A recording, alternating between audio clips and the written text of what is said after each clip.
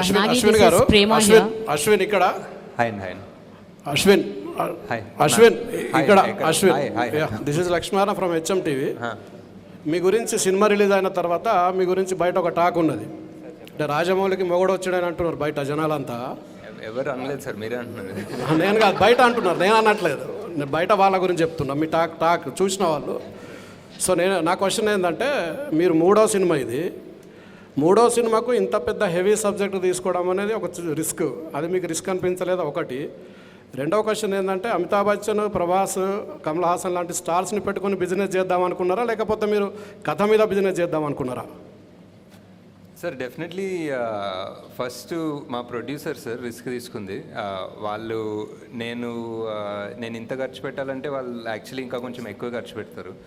So and also ఇంత పెద్ద actors at the prime of their career తీసుకోవడం అనేది ప్యూర్లీ క్యారెక్టర్కి జస్టిస్ చేద్దామని. At the end of the day స్టోరీలో వాల్యూ ఆర్ స్టోరీలో కనెక్ట్ లేకపోతే అది యాక్చువల్లీ అంత నెగిటివ్ అవుతుంది మాకు, బికాజ్ అవన్నీ ఓవర్ హెడ్స్ కదా. Sir Nagi, this is Prema. Yeah. I just have two questions, one after the other. I'll ask straight. జనరల్గా అంటే మీరు కొన్నేమో మహాభారతం నుంచి కొన్ని తీసుకున్నారు, అంటే వాస్తవాలను తీసుకున్నారు, కొన్ని మీరు you took your liberties to explore the other side. But జనరల్గా అయితే అందరికీ తెలిసిన విషయం, కలియుగం అంతమయ్యేది 4.5 లక్షల సంవత్సరాల తర్వాత. కలియుగం 4వ పాదంలో కలికి ఉద్భవిస్తాడని చెప్పారు, కానీ 6000 సంవత్సరాల తర్వాతే వచ్చాడని మీరు చెప్తున్నారు. సో అసలు కల్కి అనేవాడు ఇప్పుడు పార్ట్ 2లో అయినా 6000 సంవత్సరాల తర్వాతే వస్తాడా అన్నది నా question.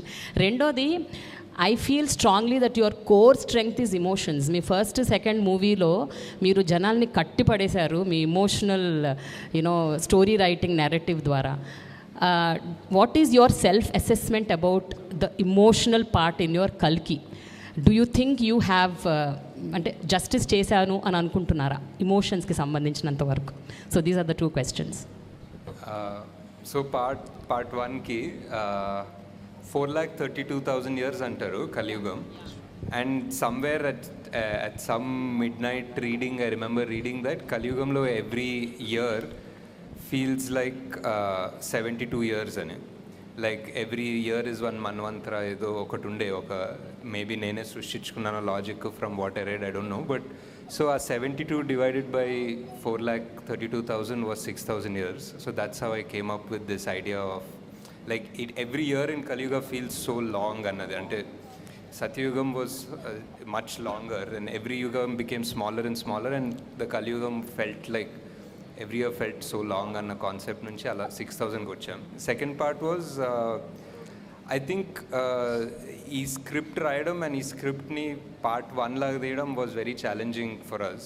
I mean making, VFX, action అవన్నీ మాట్లాడుకుందాం, but I think the writing part was a big challenge, and because 4 big characters, 4 big stars, also a world, and the most important character of the film was Sumati, was Deepika, but she couldn't do more than what she was doing in this part.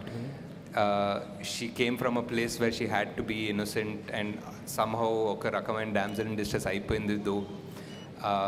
But yeah, I think definitely could have done few things better, maybe a few things differently, but in retrospect we just felt like we really needed for people to come into this world and understand it very clearly.